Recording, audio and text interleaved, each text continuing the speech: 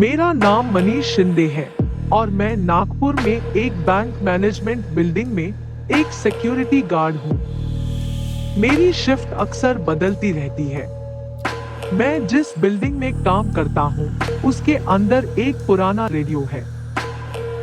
Night shift में करने के लिए कुछ होता नहीं था और मेरे पास तभी मोबाइल था नहीं, तो मैं इस रेडियो पे ही गाने सुनकर मन बहलाता था।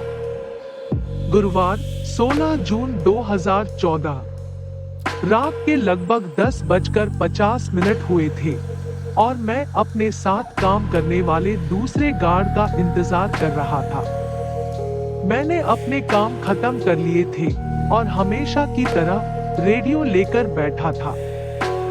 ये रेडियो एएम और एफएम दोनों चला सकता है।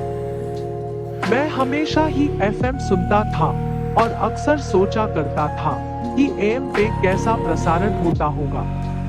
अपनी जिज्ञासा को दूर करने के लिए मैंने उस रात एएम की तरफ बटन घुमाया, फिर मैंने डायल घुमाया, बस शोर। कुछ और घुमाने पर किसी और भाषा में प्रसारण हो रहा था, तो मैंने डायल को आगे घुमाया, कुछ और शोर। फिर मुझे कुछ सुनाई देता है। ये आवाज इतनी साफ नहीं है, पर ये किसी औरत की लगती है। मैं डायल को कुछ और एडजस्ट करता हूँ और मुश्किल से ये आवाज सुन पाता हूँ। वो औरत सिसकियां भर के रो रही थी। पता नहीं क्यों, लेकिन मैं बेचैन होने लगा था। शायद इसलिए क्योंकि ये एक सामान्य रेडियो प्रोग्राम नहीं लग रहा था। न कोई संगीत, न किसी और की आवाज, बस ये औरत जो अब रोए जा रही थी।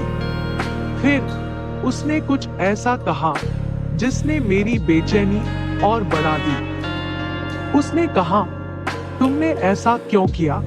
वो बस बच्चे थे, उन्हें मार के तुम्हें क्या मिला? पीछे से एक आदमी के कुछ कहने की आवाज आ रही थी, लेकिन मैं इसे साफ सुन नहीं पा रहा था। मैंने सुनने की कोशिश की, लेकिन ये मुश्किल था क्योंकि इस आवाज के दोनों ओर दो चैनल थे, एक संगीत का चैनल और एक स्पोर्ट्स का। जब मैं इस आवाज को सुनने के लिए रेडियो को ठीक करने का प्रयास करता, तो वो आवाज गायब हो जाती। तो मैंने डायल वैसे ही कर दिया जैसे वो पहले था।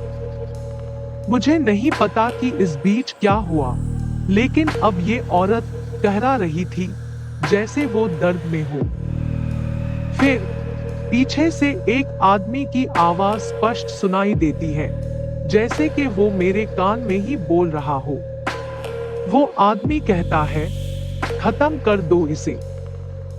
कुछ 10 सेकंड बाद गोलियों की आवाज के साथ उस औरत की दर्दनाक चीख सुनाई देती है और फिर कोई आवाज नहीं। मैंने रेडियो 10 मिनट तक चालू रखा, लेकिन कुछ नहीं, एक भी आवाज नहीं। अगले कुछ दिनों तक मैं रोज रेडियो उसी डायल पे चलाता रहा, बस शोर। ये किस्सा बहुत ही अजीब और परेशान कर देने वाला था।